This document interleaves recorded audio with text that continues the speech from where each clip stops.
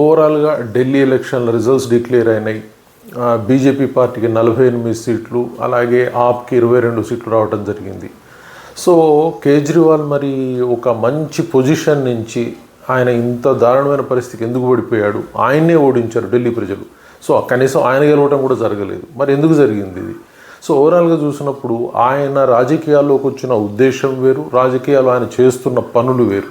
So ఓవరాల్గా చూసినప్పుడు ఇండి కూటమితో తాత్కాలికంగా ఉండి బీజేపీని ఓడించాలన్న కంకణం కట్టుకున్నాడు. సో తర్వాత మళ్ళీ ఇండి కూటమితో పడకుండా వచ్చేసి బయటకు వచ్చి స్వతంత్రంగా పోటీ చేసిండు. సో కూటమిలో ఉన్నా కూటమిలో లేకపోయినా ఒరిగేదేం లేదు. ఎందుకంటే కాంగ్రెస్ పార్టీకి 0 అన్నప్పుడు అసలుకి అది వ్యాలిడేషన్లోకే రాదు. సో అలాంటప్పుడు మరి ఏ విధంగా పోటీ చేద్దామని కూడా అర్థం కాదు. కానీ ఇక్కడ ఢిల్లీ ప్రజలు ఇచ్చిన తీర్పు ఏంటంటే, ఒకటి యమునా నది కాలుష్యం మీద, రెండోది వచ్చేసి ఈయన అక్రమంగా చేస్తున్న లిక్కర్ కుంభకోణం అనేది, ఆయన జైలుకు పోవటం, చాలా కాలం జైల్లో ఉండటం, రావటం. నేను అమాయకుడిని చెప్పినా కూడా ప్రజల్లో బలమైన నమ్మకం వచ్చింది ఈయన లిక్కర్ కుంభకోణంలో ఉన్నాడు అని చెప్పేసి. సో దానికి కూడా ప్రజలు వ్యతిరేకంగా తీర్పిచ్చారు అనుకోవాలి.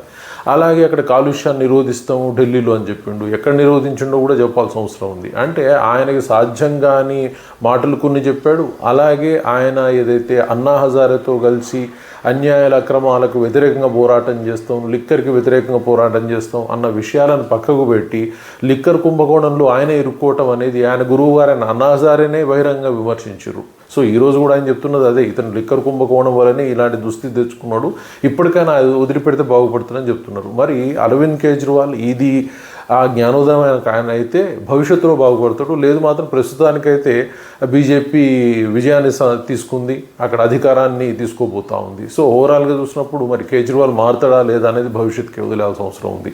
Thank you very much.